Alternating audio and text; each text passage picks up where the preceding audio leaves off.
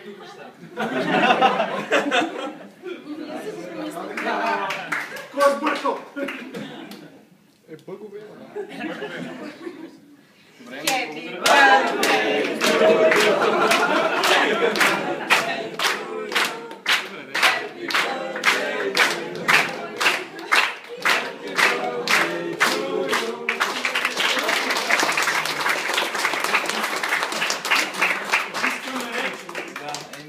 Първо да благодаря на лелчета, които са се постарали в тази лука. На всички, на всички. Не се разбере.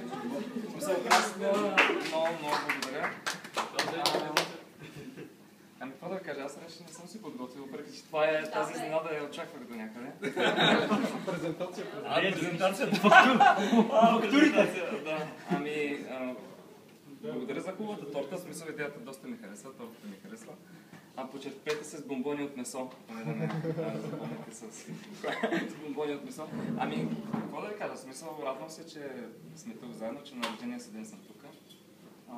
Както много пъти съм казвал, повече време прекарваме всички в офиса с колегите, отколкото с семействата си, което не е изцяло добро нещо, но е факт.